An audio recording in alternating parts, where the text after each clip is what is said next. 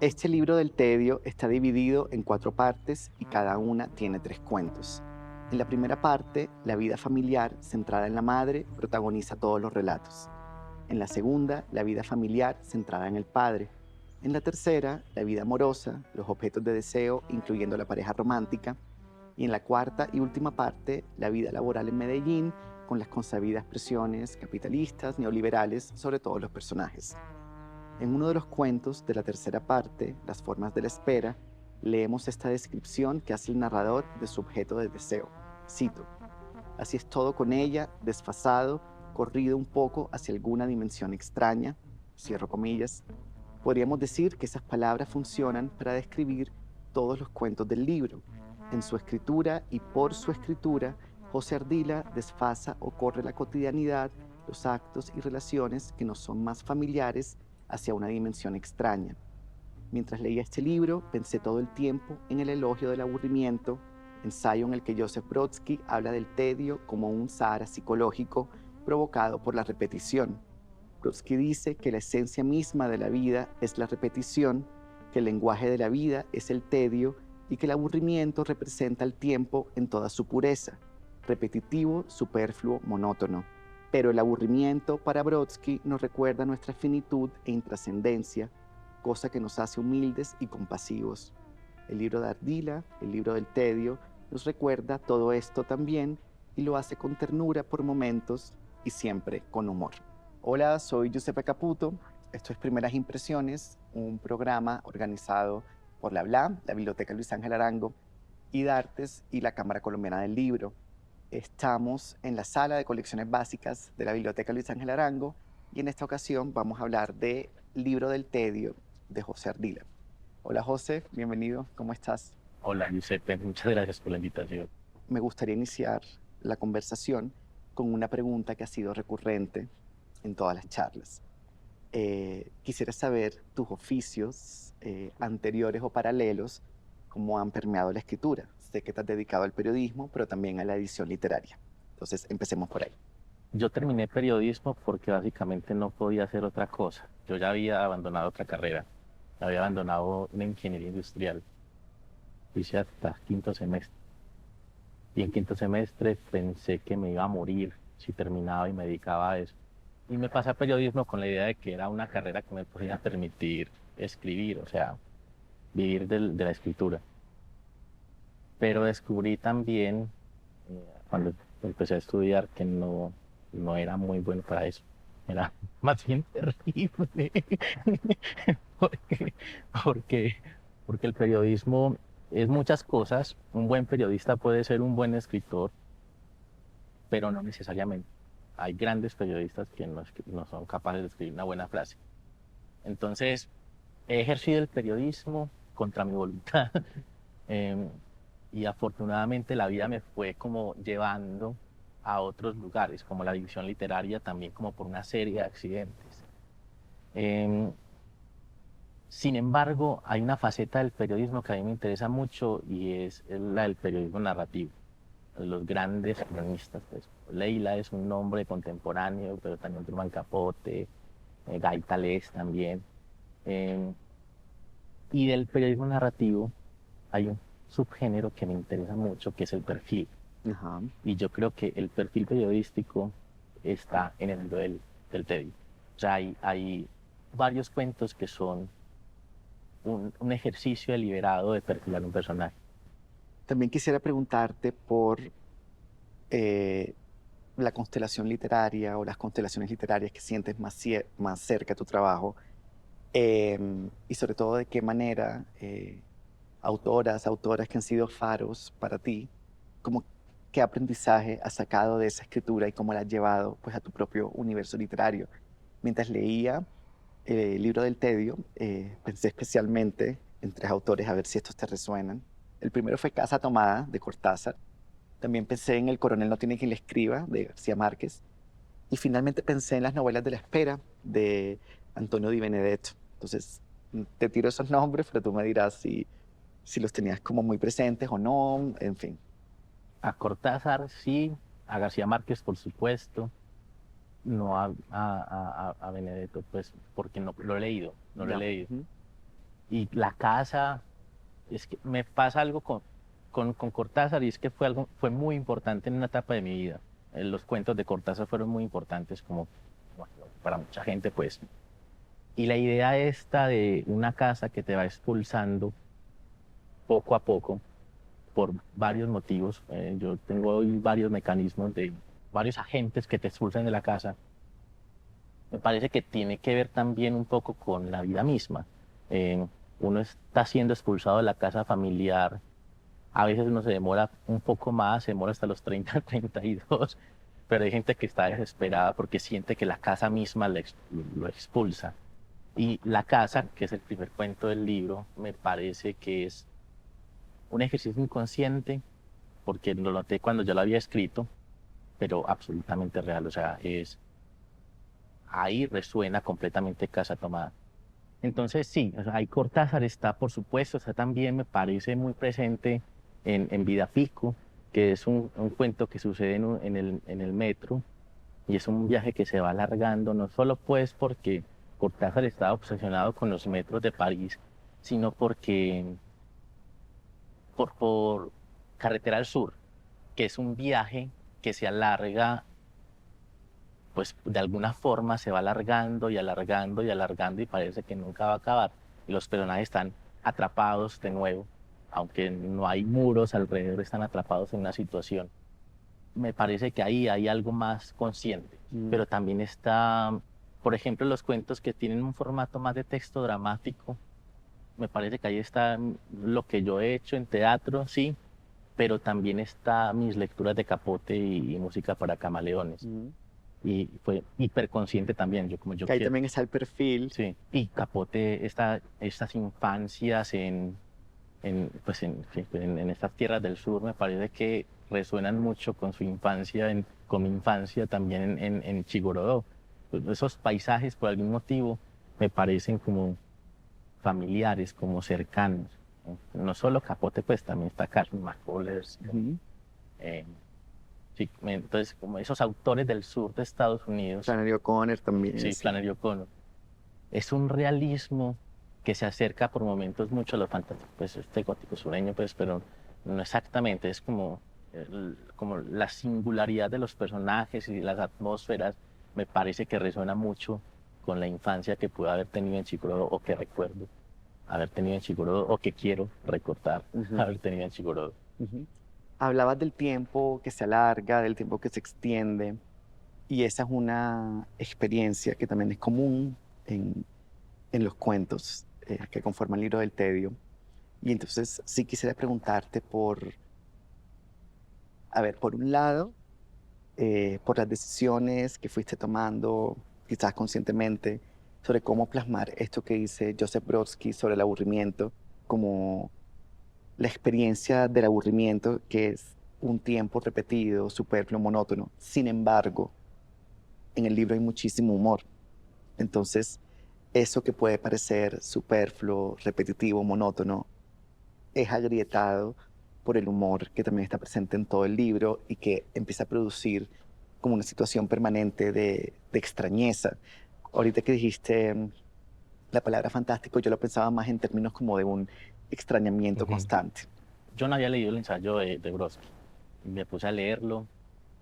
Hay una parte en la que él dice, la vida es sobre todo aburrimiento.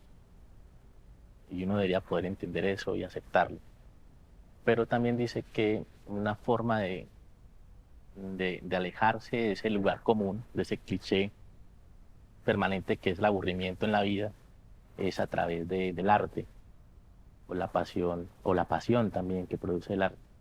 Yo creo que eso está ahí, como la capacidad de ver lo que aparentemente no pasa, porque supuestamente te parece a lo que pasó ayer, y a lo que pasó antier, y a lo que pasó hace un mes y hace un año. La capacidad o sea, como entrenar la capacidad de ver lo que sucede en la vida, aunque parezca que no suceda nada.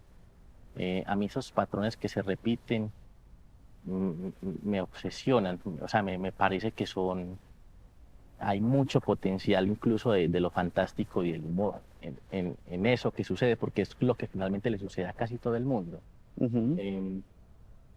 Y me parece que el humor es involuntario y creo que es una forma de distancia. Eh, Como por eso ahorita decía de lo fantástico, pero creo que tener razón es más el extrañamiento que produce cierta distancia sobre lo que estoy contando. Porque me gusta jugar a veces a que estoy contando algún episodio de mi vida, pero mis cuentos no son autobiográficos. Ujú. Eh, Aunque usas mucho tu nombre. sí, pero no son autobiográficos. Parten de un núcleo tal vez real, una anécdota, y luego me distancio de esa anécdota a través de los recursos de lo fantástico, pero no demasiado, o también del humor, porque el humor permite como verme a mí mismo como personaje y destruirme como personaje y que le suceda a este personaje que se llama como yo, todo lo que tenga que sucederle aunque quede mal. Entonces creo que se trata de eso, de distancia, de una cierta distancia que permite el humor. Sí. Y que agrieta pues lo cotidiano o la sensación de monotonía que puede dar la cotidianidad. Sí, Bueno, ahora que decías que los cuentos no son autobiográficos, me parece muy interesante el fragmento que voy a leer y que me gustaría pues traer a colación para seguir hablando del humor. Entonces dice así: el letrero dice miscelánea JA y es blanco, azul y rojo y se enciende desde las 6 de la tarde hasta las 10 de la noche. La imagen en mi cabeza de ese letrero encendido a diario, 4 horas al día, me hizo caer en cuenta de que las iniciales de mi nombre forman una risa irónica, ja, y que si se le agregan las iniciales de mi apellido, Ardila Acevedo, se transforman en una risa sostenida, ja. Entonces, para mí, el libro está entre esa risa irónica, el ja, y la risa sostenida, el ja. sí, Bueno, ¿qué piensas de eso? sí, pero no es un ja, ja, ja, ja, es un ja. En todo caso, no. Pues, es que el ja, sí, pues es que el ja es como, es como, el ja es como lo que uno le dice a alguien para salir del paso y el ja, eso ya es displicente. Este pobre idiota tratando de ser charro, sí, sí, creo, yo creo que mi vida está un poco ahí, entre esas dos formas sí, como entre ese ja y ese ja, em, porque me cuesta mucho, incluso con episodios dolorosos, em, me cuesta mucho tomármelo del todo en serio, por lo que hablaba ahorita, esta distancia, es como si uno se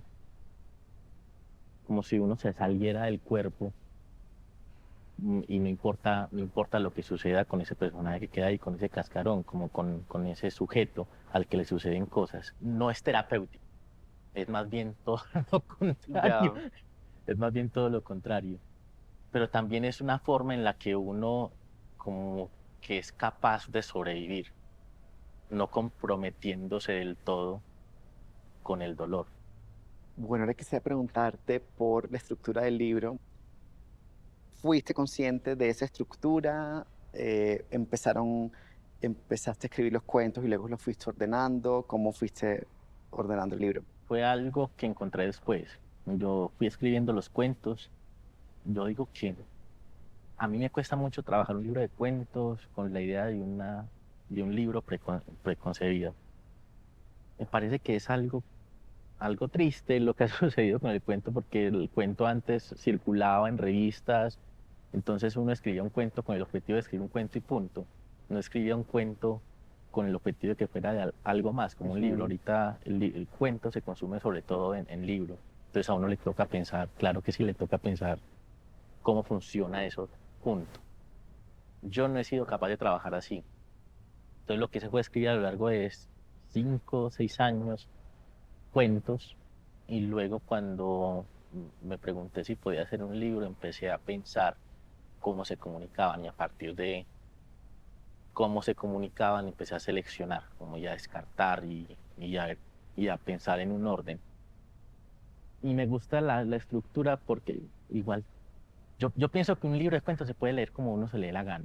Uno debe tener la libertad de leer un libro de cuentos como se le dé la gana y el libro debería igual sostenerse y defenderse. eh, porque es la libertad que permite también el género. Eh, pero yo hago una propuesta. O sea, si yo propongo un orden, yo quisiera que la gente de pronto algún día, tal vez no la primera lectura, pero tal vez la segunda, decida como seguir el orden que le propongo. Y yo en este orden me imagino que es como son personajes que tienen los mismos nombres, que van apareciendo y desapareciendo en los cuentos. Yo quiero pensar que es como el recorrido, como una expulsión de la casa, como si el personaje fuera expulsado de ese vientre que es la casa y luego fuera como obligado a conectar con el mundo exterior. Y esas conexiones con el mundo exterior son el amor que se encuentra afuera y también el trabajo. Y luego como esta idea de regresar o este lugar del cual me fui, que está lejano, que me parece que aparecen en los cuentos, que aparecen en los cuentos como recuerdos o como un lugar al que ya no pertenezco, que es finalmente el recorrido también biográfico del pueblo hacia la ciudad, como, de Chigorodó hacia Medellín, aunque no esté explícito pues el lugar, pero para mí sí es importante como estos dos polos y como esta especie de limbo desde el cual cuento lo que cuento. Sí, como esta idea de no pertenecer del todo ni allá ni acá. Quizás es una interpretación personal, pero sentía también en los cuentos que la casa se empieza a convertir en una alegoría de toda Colombia, por los conflictos entre las personas que la habitan, los acuerdos que se rompen, se habla incluso de asuntos territoriales dentro de la casa. Y pues para mí fue inevitable, no pude dejar de pensar en los problemas económicos, sociales, políticos de nuestro país. Entonces preguntarte si esa idea de hacer una alegoría de Colombia era consciente, voluntaria, explícita para ti. No fue consciente, pero cuando vos me lo contaste, me parece que tiene mucho sentido, incluso por todo lo que hemos hablado hoy. Si la casa es este lugar del cual uno está desesperado por huir, y a veces se demora más, a veces se demora menos, yo creo que Colombia es exactamente eso. Es, es una gran casa que te expulsa y que te expulsa de muchas maneras. Si vos estás ahí como tratando de quedarte, la lucha es como por no dejar, por no ser expulsado del todo. Eh, y me parece que lo que sucede en el interior de una casa es una pequeña muestra de lo que puede suceder también como en escalas más grandes.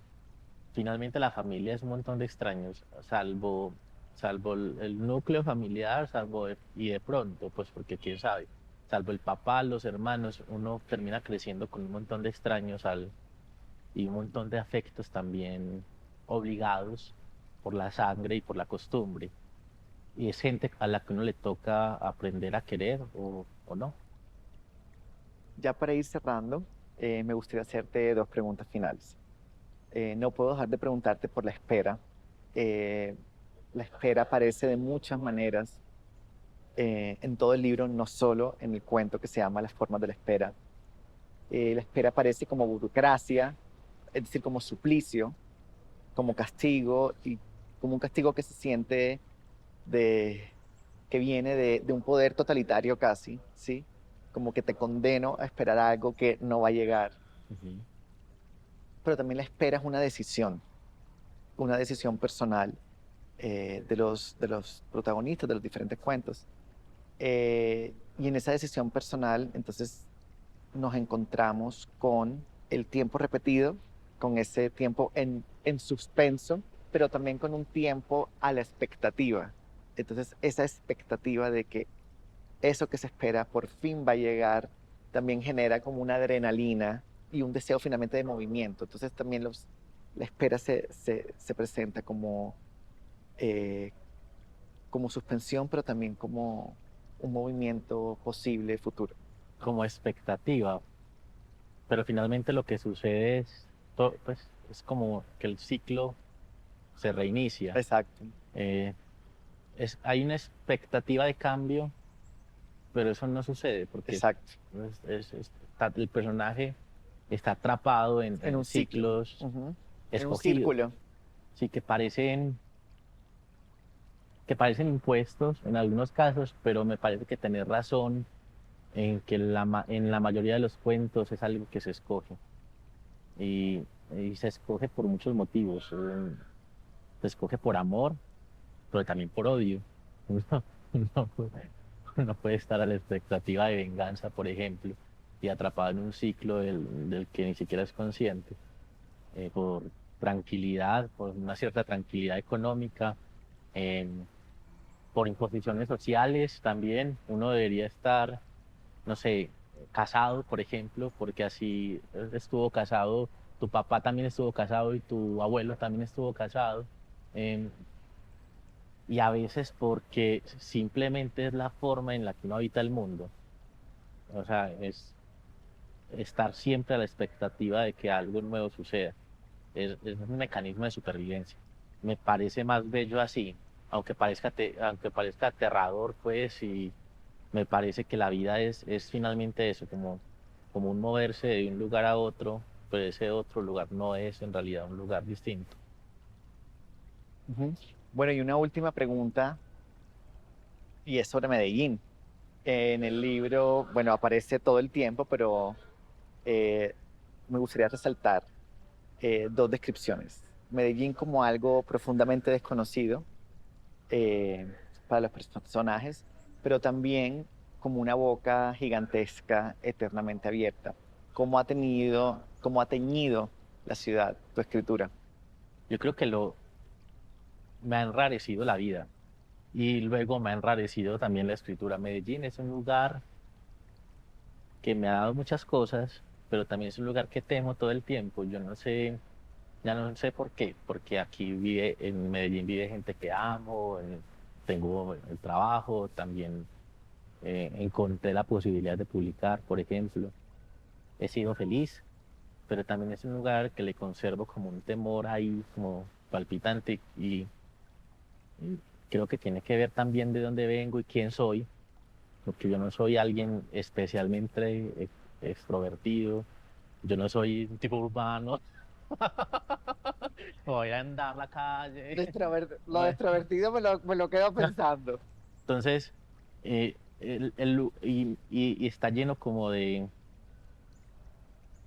cosas hostiles, la ciudad, ya no siquiera Medellín, Bogotá también, todas las ciudades. Yo vengo de un pueblo y me encuentro con un lugar tan grande, tan distinto, con un ritmo tan diferente. Lo que pasó los primeros años que yo acá fue que, acá no, en Medellín, perdón, fue que me sentí abrumado y la geografía de Medellín no ayuda mucho. En Medellín, pues, estas montañas que rodean este valle, para mí siempre ha parecido como una boca oscura, sobre todo en la noche. Y es como si se lo tragara a uno. Y si uno se descuida, lo termina digiriendo, lo termina consumiendo del todo. Ujú. Bueno, José, pues muchas gracias por esta conversación y a todas las personas que nos están viendo, pues invitarlas a que sigan viendo las demás charlas de primeras impresiones. Tolosa abandonó la oficina sin tener conciencia plena de lo que había acabado de pasar. Se detuvo en la puerta, volvió a mirar al jefe, miró luego al largo pasillo hacia su cubículo, un túnel infinitamente largo, infinitamente oscuro, y cerró los ojos para no dejarse vencer por aquel vértigo abrumador. Entonces, cada sonido del piso, del edificio entero, se amplificó en la cabeza de Tolosa. Cada grapa, cada página en la fotocopiadora, cada tecleo, cada movimiento de cajón, la voz del jefe a sus espaldas, chismoseando por teléfono sobre la mala suerte de Mariana, la del cuarto piso, el cuchicheo en la cocina en torno a la greca, un escritorio moviéndose en alguna parte, una carcajada distante, tanta armonía en ese aparente caos, tanta regularidad. ¿Cuántos años de ensayo permanente habrá tomado armar aquella representación perfecta? ¿Cuántas acciones sutilísimas habría estado obviando todo ese tiempo? Caminó hacia su cubículo, despacio, detalló cada rostro en el camino, cada acción, cada sonido. Se preguntó qué pasaría si hiciera otro día ese mismo recorrido a esa hora exacta y se respondió al instante, sería idéntico.